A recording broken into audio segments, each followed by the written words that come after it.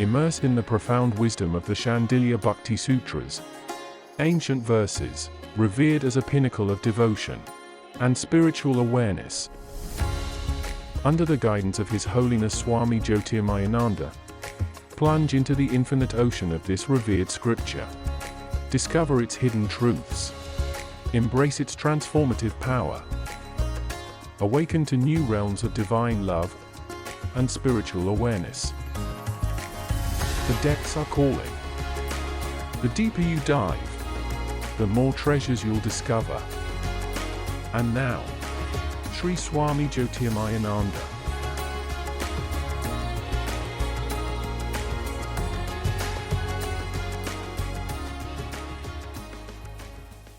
Vasudeva Sutam Devam Kansachanuramardanam Devaki Paramanandam Krishnam Bande Jagadgurum. Om. Adorations to Lord Krishna, the preceptor of the universe, destroyer of the forces of darkness, and bestower of immortality. And adorations to sage Shandilya. We just completed Narada Bhakti Sutras. Sutras are aphorisms, literally meaning threads. So many ideas are threaded together. There was an ancient style of giving a concentrated tablet. So many potencies and medicines are put together into a little tablet. But a medical student has to read a whole volume to understand all about it. So many ideas are put together in every sutra. The sutra literature may be confined to just 2 or 3 pages. If you don't agree with it, let it 10 pages.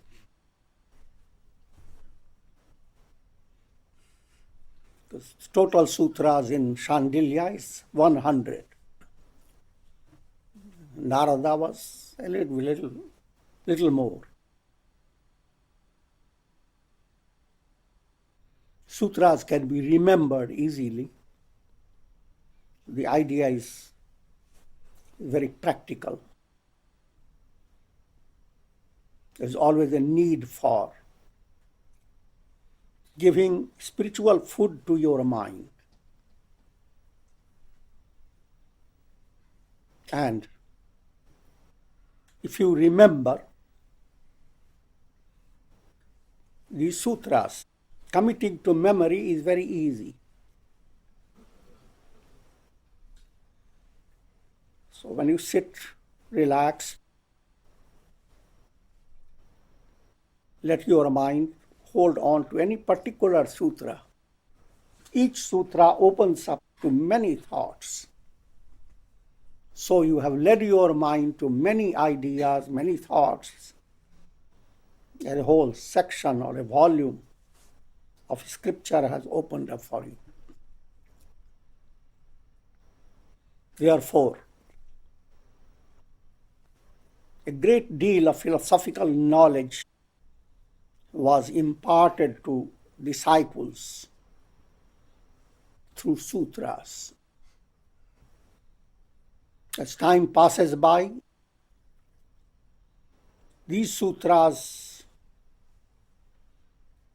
are given to spiritual aspirants by those who have advanced on the path of bhakti. But each guru spices the sutra and explains it in different ways. So many 100 years ago, every sutra was explained in pure Sanskrit. Time passed, sutra is explained with folk language. The old times, similes were very limited, strict similes like snake on the rope. In modern times, there are many more similes. Cinema show, projections on the screen. And then science has provided many other points for understanding the illusory nature of things. Things as they appear to us, they are not real. Without going to further details, Sage Shandilya belongs to the category of Narada. Sage Narada, Vyasa. He existed in the time of Mahabharata, like other sages as well. And he is also a Upanishadic sage. There is Shandilya Vidya that occurs in Chandogya Upanishad.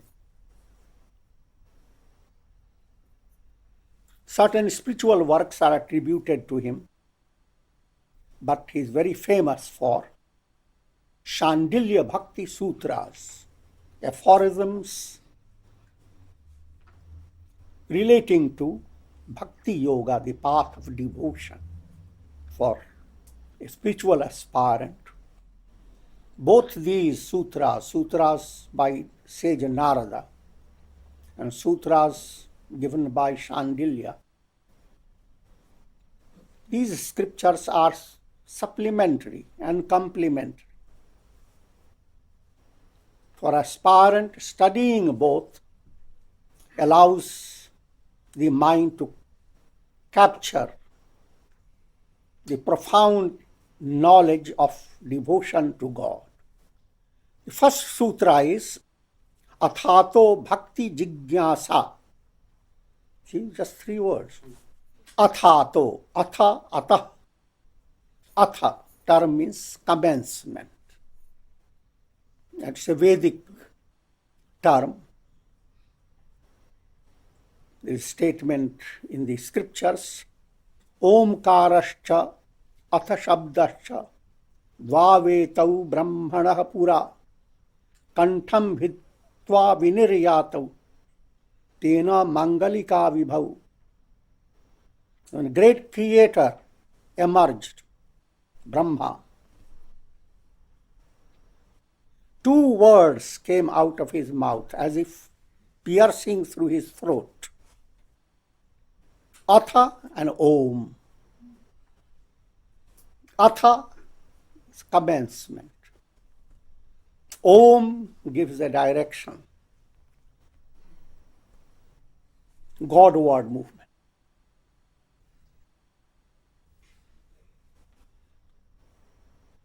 And therefore, all auspicious activities, according to the Hindu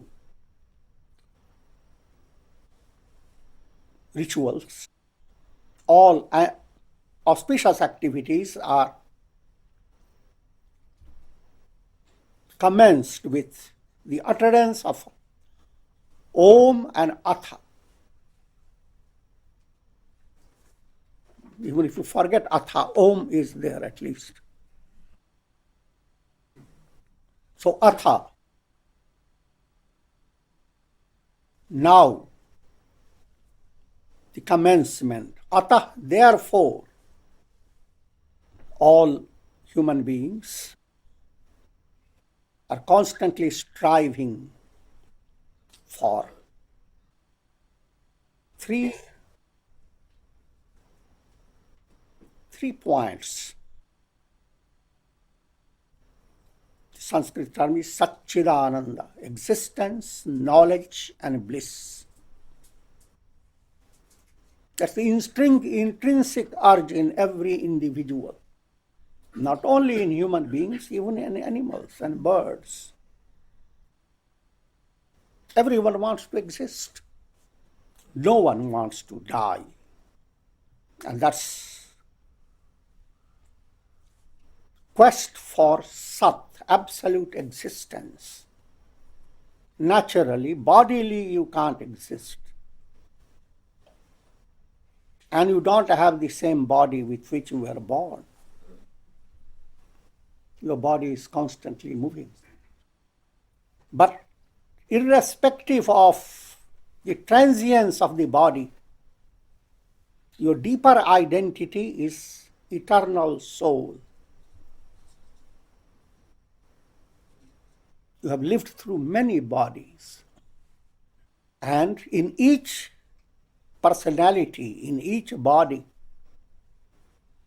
two things were very important: to be loved. The moment we are born, we are showered with love and affection. And to love. To be loved in a boundless way. Because the moment you grow up, you are not loved the same way by your mother. She looks at you and asks, "What have you brought for me?" Money, support, and quest for love. That's easy to understand. People enter into loving relations. Some loving relations are very wonderful, ideal. But the question is, how long? Sometimes loving relations tear up even while you are alive. And sometimes they continue until you breathe your last.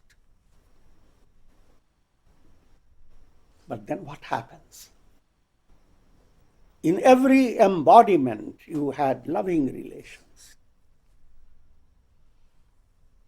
In your next embodiment, you will not be related to the same personalities or same souls. So therefore, everyone had countless relations through many lives. None of the relation has ever given you complete satisfaction. You wanted to be loved in the most perfect way, and you have not found someone who can love you in the absolute way. That someone is not human beings, God. And you are not yourself, just you, a body. You are a spirit. That's how the mind is being led to understand. And you have not satisfied the urge to love. In every embodiment you had children, loving relations. Thousands and thousands of children you have showered your affection upon. But that affection is conditioned, limited. Even animals, they shower their affection on their little young ones. And when the young ones begin to grow, the same mama bird kicks the baby bird out of the nest. Get up beyond your wings. To love and to be loved reaches its absolute fulfillment when your mind turns to God. Until then, you are restless. You don't know what you want. Of all fulfillment, loving fulfillment is the highest. You have lots of wealth. Diamonds are all around you. They're looking at you. They don't love you. You have gained a lot of professional knowledge. Big certificates are hanging on your walls, big titles. They are all glaring at you. They don't love you. Nothing is more substantial, intensive, profound than experience of love. Getting love or giving love. And it can become the ideal attainment if your mind turns to God. But God is not a separate being, an awesome personality who demands from all the souls, love me. Otherwise, look, the thunderbolt in my hand.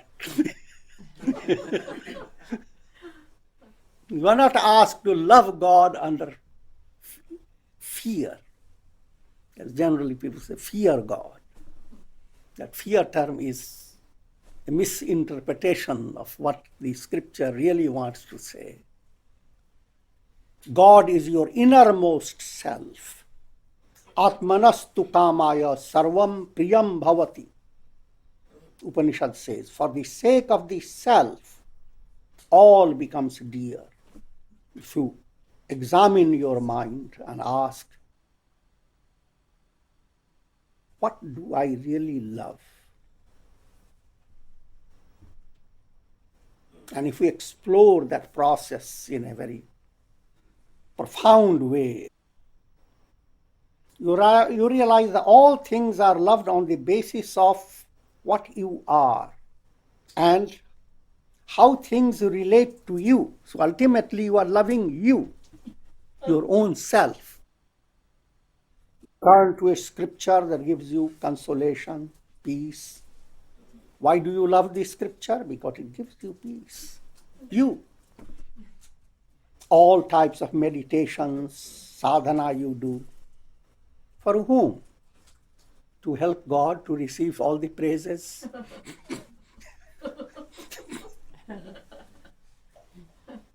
For yourself. So, the question is, how can a person fulfill the intrinsic urge to have fulfillment of love? And that's athato bhakti jigyasa.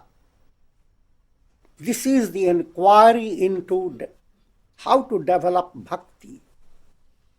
Bhakti, again, if you analyze, the word bhakti comes from the root bhaj, which means to serve, to worship, to adore, to render loving service. And from that, bhakti term has developed. How to adore God, how to serve God, how to render loving service of God in humanity. All these are implied in the practice of bhakti, devotion. The devotion includes within itself acts of charity, magnanimity, all goodness, compassion. If you love God, good qualities have to develop in your personality. Loving God is like a blossom. Good qualities develop in you, they are like the fragrance emanating from that blossom. How good? Be as perfect as the Father in heaven. Ignorant way of thinking. Why should a man dare to become equal to God? Why should a person dare to be as perfect as God? That all religions teach you that you are a ray of God, and as such you have the potentiality to become one with God. All divine qualities are intrinsic in human being. Goodness is your essential nature. Negative qualities develop as artificial attributes that has entered in your personality due to some defect. Anger is not natural. Hate is not natural. Loving personality is natural. Joy is natural. Sorrow is not natural. So if you practice bhakti, you are turning towards your essential nature, which is divine. Now the definition of bhakti. Sa paranurakti ishware, developing supreme attachment to God. That's called bhakti. That's Shandilya's definition. And Narada's definition was Sa tvasmin parama prema rupa.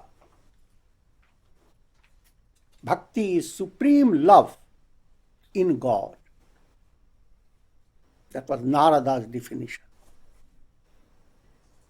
Finding supreme love in God. And Shandilya says, developing supreme attachment. The term attachment gives you kind of a poetic understanding. Generally, when you like something, something has given you happiness, you become attached. And if you repeat it again, your attachment grows. In the world, there isn't anything that can continue to give you joy in the same way, the joy that you received at the first sight. It may increase, but it will suddenly begin to wane. It will not stay the same. So therefore, your experience of joy leaves behind impressions of attachment, raga. In worldly attachment, in worldly pursuit of joy, joy wanes, attachment waxes. Let me give you a simpler illustration. Think of happiness is like a bird. And you found that bird, you brought it, you realize it has wings, it can flutter, it can fly, so you have to secure it. So found a cage, put the bird into it. Next day you looked at it. To give more honor and more attention to the bird, also led by little ignorance. Now you change the cage, improve upon the metal of the cage, make a golden cage. You secure it with stronger locks, more high-tech.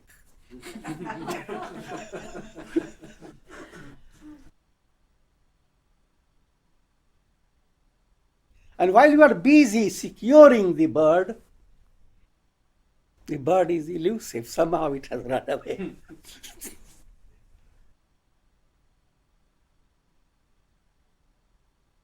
It has left a projected picture of itself.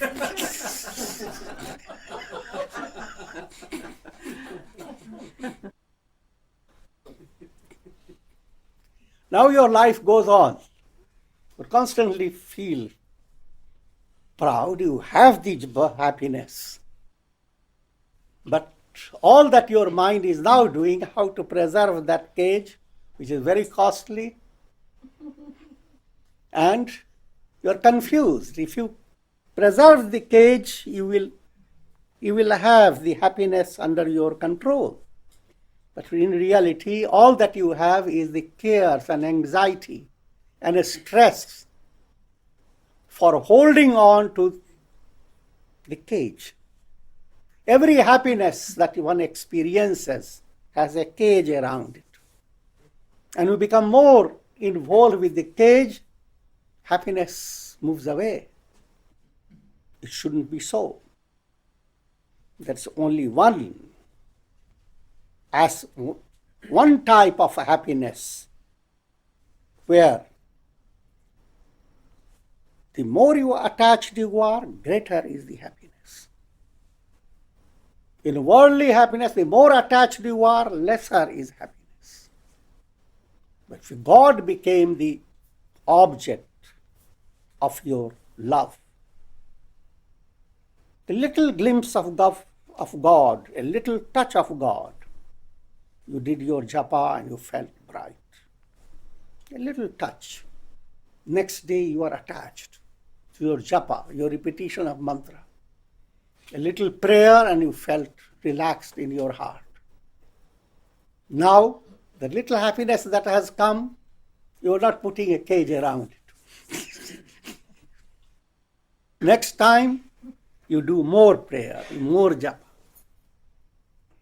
More happiness comes, become more attached.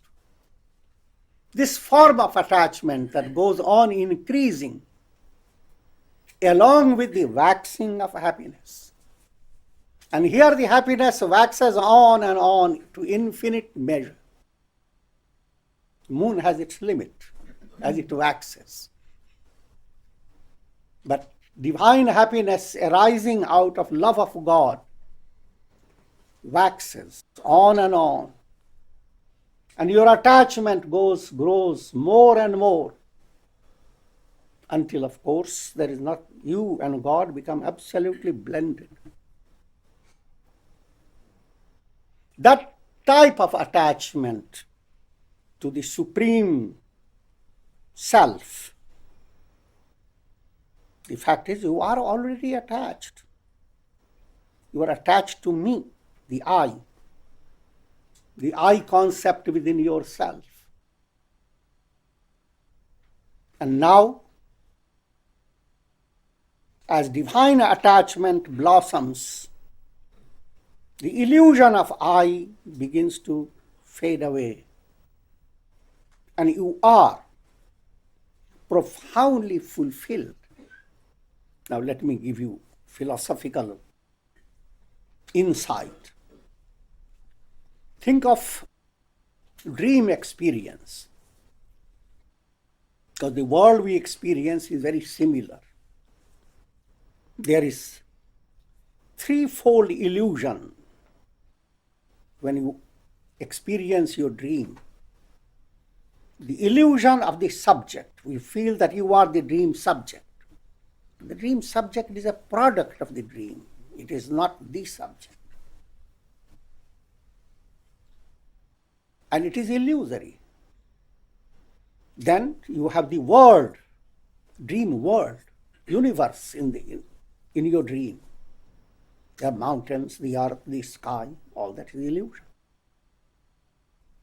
The third type of illusion is that you as an individual in the dream world, you are experiencing through your mind and senses pleasant and unpleasant situations. Naturally, all your experiences are illusory. You unreal, the world unreal. Your interacting with the world is bound to be unreal. Now suppose in that world, suddenly there comes into your mind the idea of expanding your love, giving you an allegorical way. And whatever you want to be attached to in the dream world,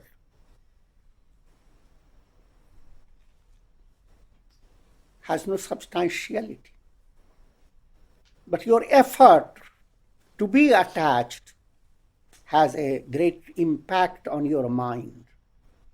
You build up tension in your mind, stress in your mind, to hold on to the things of your dream. How many things you have to hold on to? Your personality, the subject. You don't want something to go wrong in the world around you. And you hold on to your pleasant experiences by the senses. Same thing applies in your day-to-day life. You want to hold on to this personality. This personality of yours is constantly changing. You are not the same 10 years ago. I'm trying to give a little understandable period of time.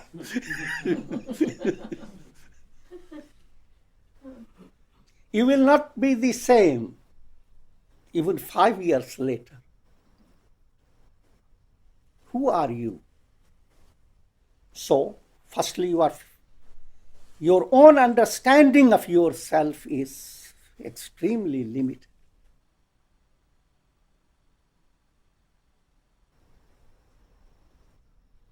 To love any state of your personality, I love, this is the way I want to be, that will be a tremendous error. That means you are cursing yourself to remain absolutely devoid of growth and devoid of progress. Same way, look at the world around you. Suppose the world at a certain time seems so wonderful. Your idea in your mind, may God make this world stay exactly the same. All constellations exactly in the same place. The sun's situation of the sun exactly in the same. That will be another error.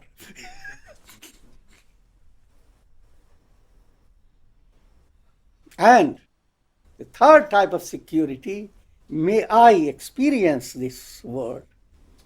May I, in day-to-day life, experience exactly the same way. You are going after threefold illusions. Therefore,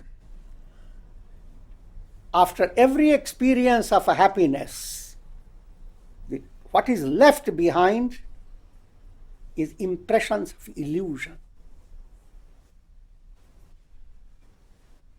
Impressions that restrict your mind, do not allow the mind to expand.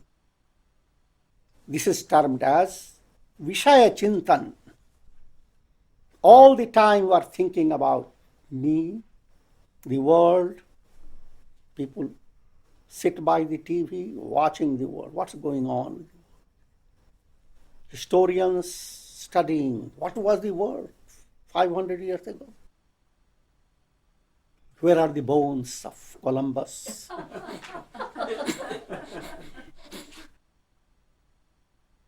I'm not underestimating all that is wonderful. But overall, the illusion, it's important to understand the distinction between Vishaya Chintan and Ishwar Chintan. When divine love begins to grow and it's awakened in your heart, there commences Ishwar Chintan. Your mind turns to God. Otherwise, mind is constantly steeped in threefold illusion.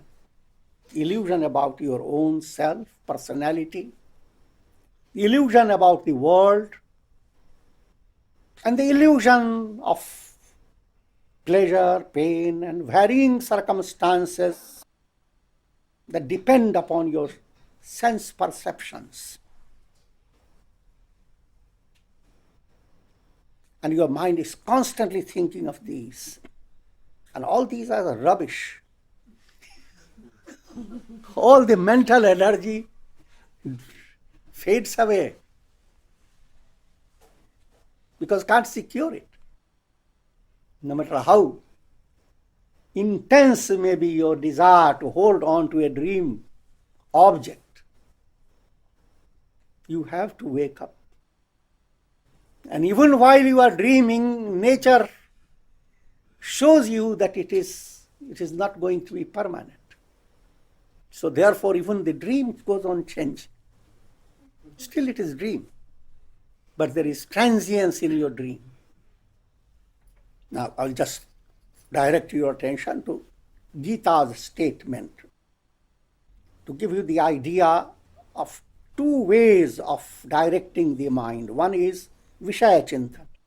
Mind just helplessly engrossed with thinking of your personality, thinking of course, your family, your all these are relating to your personality, thinking of the world, and trying to hold on to your senses. You have to have your eyes intact, your ears intact.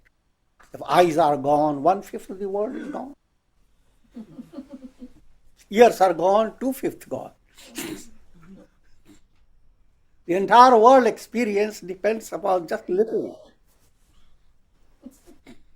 senses.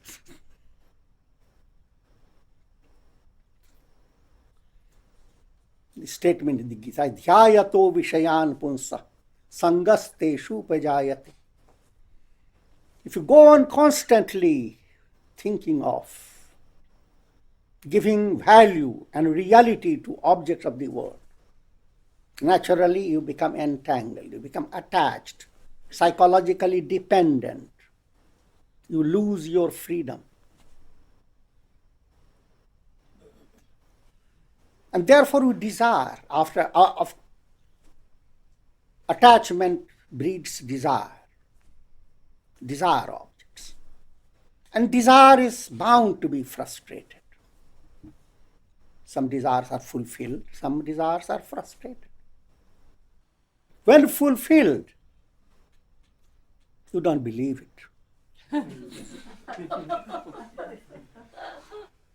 People become elated. Elation is not a healthy state of mind.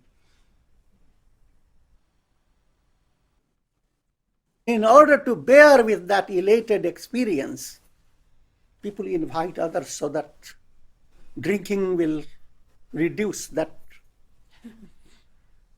elated aspect. Elation is agitation. Another form of agitation is when you are frustrated, when anger develops. Instead of elation, your mind is swinging towards depression, dejection, sorrow. If mind becomes accustomed to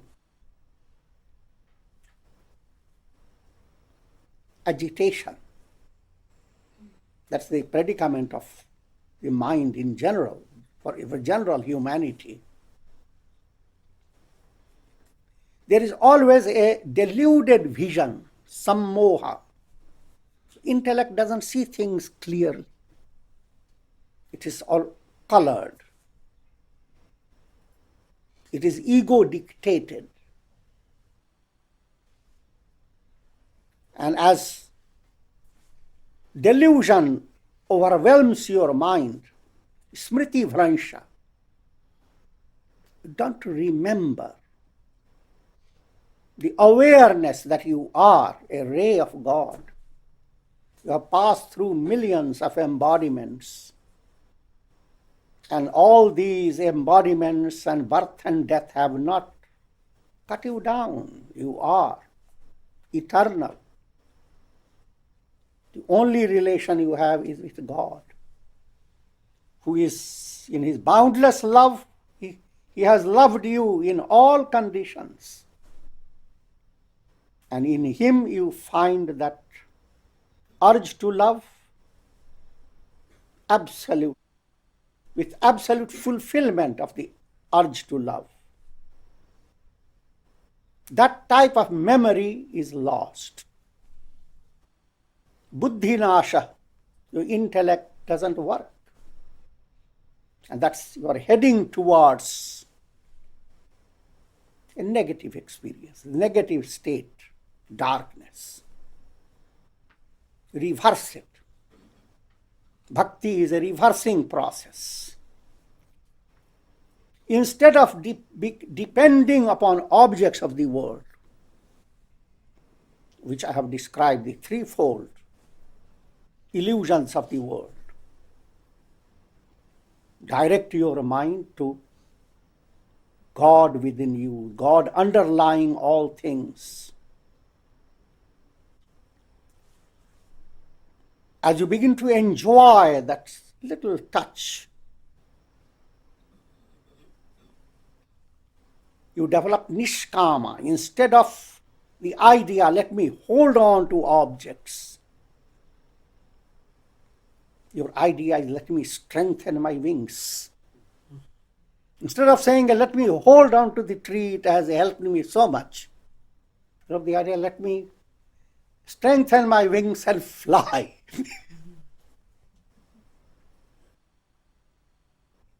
With all humility to the tree.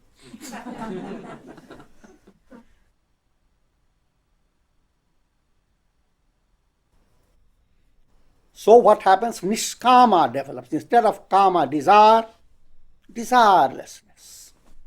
Things are coming by themselves. Why should you desire? You open the window and all the sun comes in. You don't have to sit down and go, oh, welcome, welcome, welcome.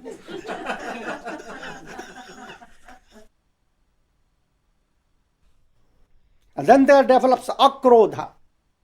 The mind is never agitated. Serenity.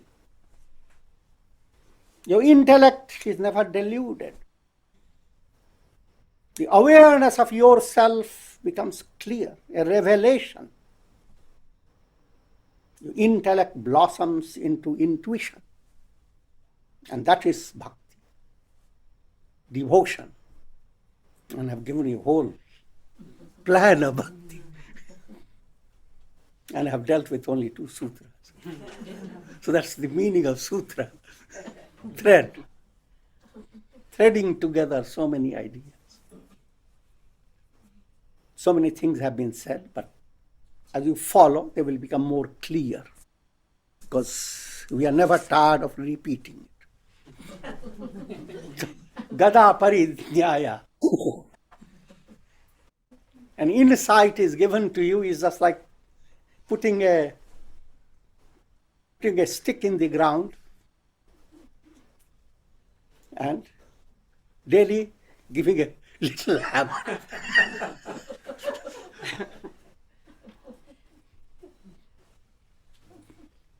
So until it becomes deeply embedded, the farmers do 2 things. Hammer it, then they shake it. Here we only hammer it. God does the shaking.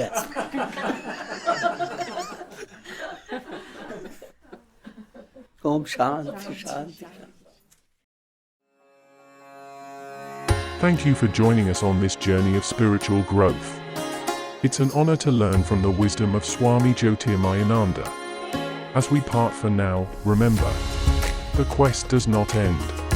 Take time to reflect on today's insights and integrate them into your life. Until next time, stay open, stay curious, stay present. The light within you is always shining.